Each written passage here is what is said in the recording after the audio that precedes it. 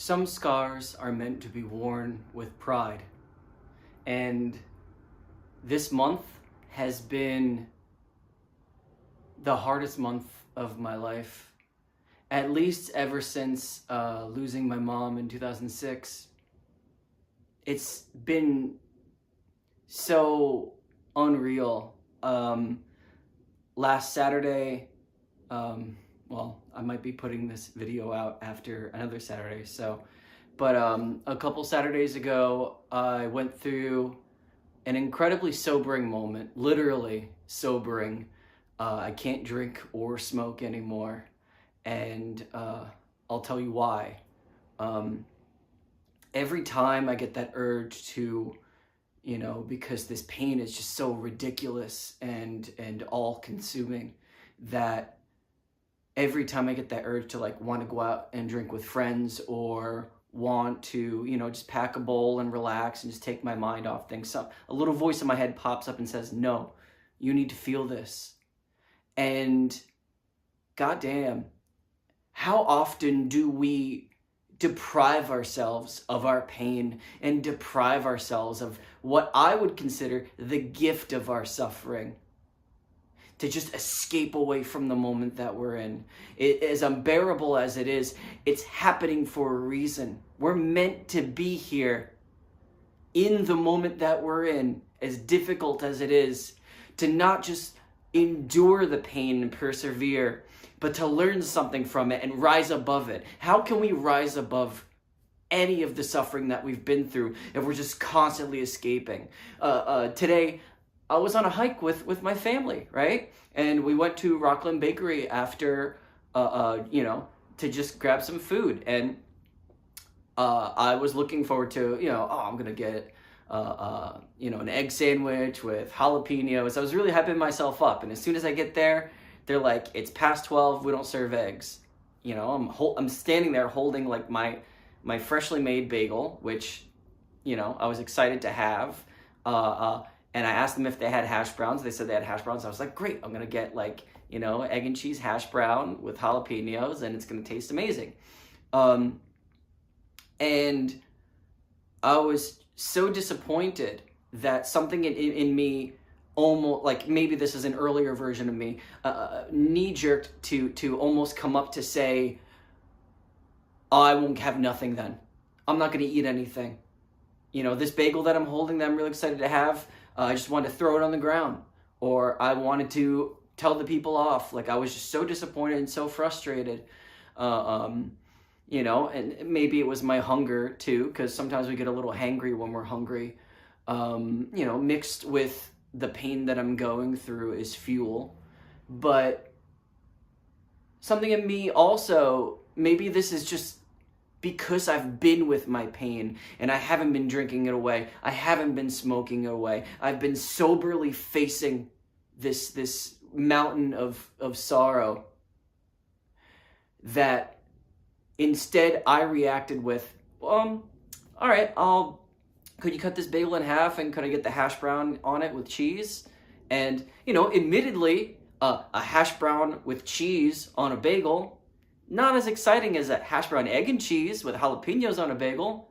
But guess what? As disappointed as I was, as much of a little baby as I felt inside of my stomach because of the disappointment that I felt, because I hyped myself up, oh, it's going to be like this, and it wasn't. I was initially eating this bagel, taking it for granted, because it wasn't what I wanted it to be. And what a massive parallel to what I just went through. That all the synchronicities in my life and all of the shadow work that I've done and everything was moving towards this incredible moment in my life. And instead, I was completely shot down, completely tossed aside like trash. And, admittedly, in that situation, it was entirely my fault. But with this bagel, again, even though it wasn't my fault that there wasn't any eggs, it was entirely my fault how I reacted to it. It was entirely my fault whether or not I could actually enjoy what I have for what it is.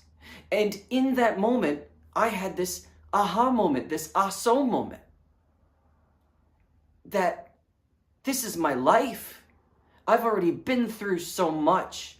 I've already survived my mom passing away, my dad beating me, sexual trauma, all my breakups, various dreams and careers ending. I've survived it all. Am I really going to let this one thing, this singular, massive, as it is personally for me, massive, but this singular event, am I really going to let it destroy me? It's hard. I don't want to sit here, even after I had that bagel, with that disappointment and with how much pain I've been feeling this past week or so.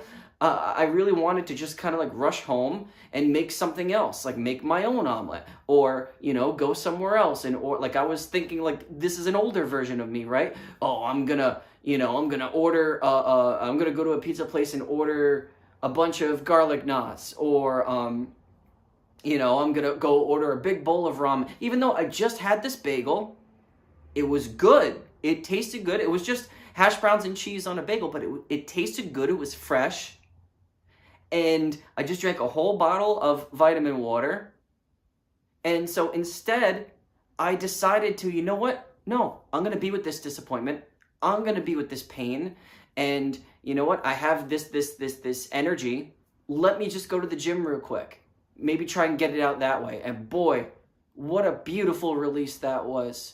I never, my whole life, never did I see myself as a gym person. But now I find myself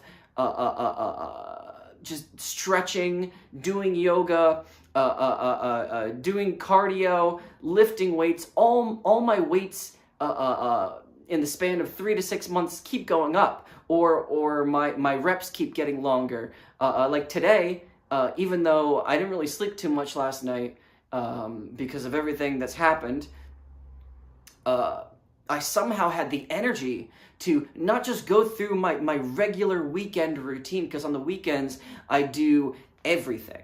Whereas like on the weekdays I oscillate between upper body and lower body. But on the weekends I try to do everything. Not only did I get through my regular weekend routine, I added extra routines that I just felt like doing. And I went through all of them. And I feel incredible. You know, maybe there's a little bit of an adrenaline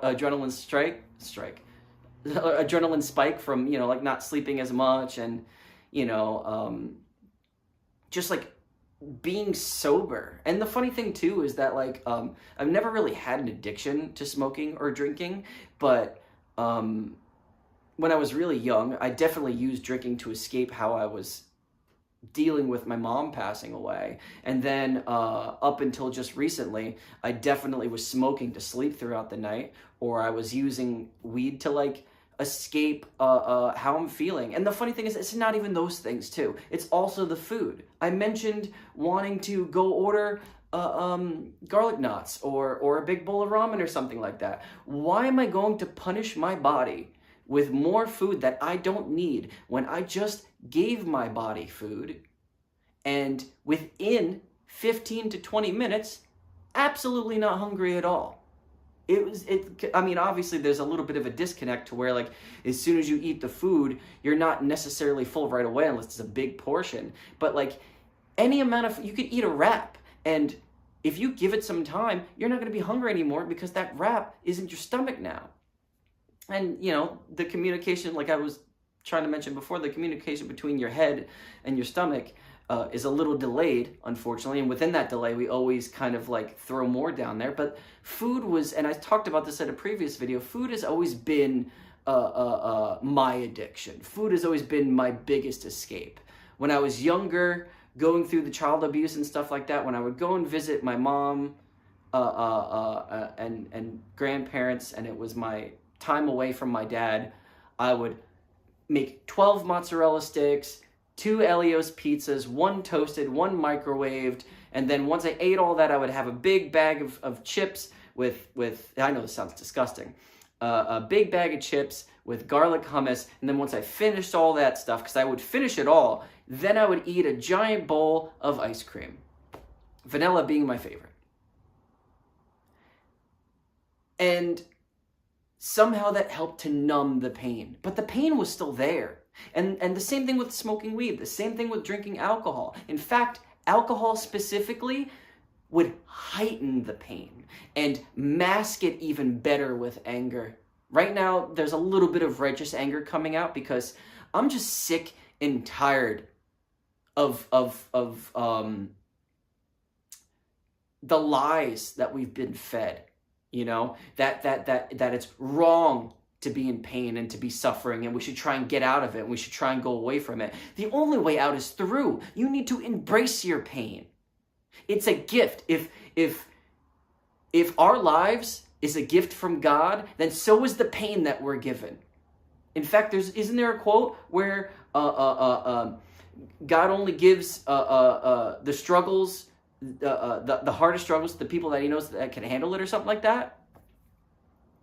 You know, like, this is your life. Own it. Are you ready to fight for your life? Then prove it. Put down the pipe. Put down the bottle. You know, put down that extra slice of pizza. You don't have to be a gym rat. You don't have to be, you know, like, I'm a musician. You don't have to be a musician. Just be yourself. Do something. You know what I mean? Like being creative and writing and stuff like that, that's how I get my emotions out. And community is how I feel supported and held, you know? But like, you can even get addicted to and lean too much on other people. And that's what this major event is all for me. I was giving my power away to someone that never deserved it. Never deserved it. Because for most of the 12 years that I've been in this situation, it has been entirely one-sided. And even if feelings were mutual and mindsets were mutual, it was absolutely wrong of me to give more of me than I'm able to get of them. And that's true of you with everyone. If you're too much for someone, here, have less. If you're not enough for someone and you can't give any more, well, then they got to do some soul searching. We have a responsibility to the people that we've lost, to the people that we have in our lives that we love right now, and we have a responsibility to ourselves to take care of ourselves and to let ourselves heal by actually embracing our pain. This is what I'm calling pain alchemy. Pain alchemy. You're taking your pain and you're transforming it into something. For me, most of my life, my pain has been fuel. It's been fuel to persevere through it. And then once I learned the discipline of music, to transform it into something beautiful. And maybe this is a different way of me using my pain. Because right now, I'm in a lot of pain. And I know I might look like a mess and I might sound a little manic. But this is real. And that's why this sounds this way. That's why I look this way. So I just want to thank you for listening. And if you're struggling right now and you're going through it, you're not the only one. And this is your life. You just take it back. No one else can do this for you. Not me. Not anyone else. It's your life. It's your responsibility. I hope you have a good day.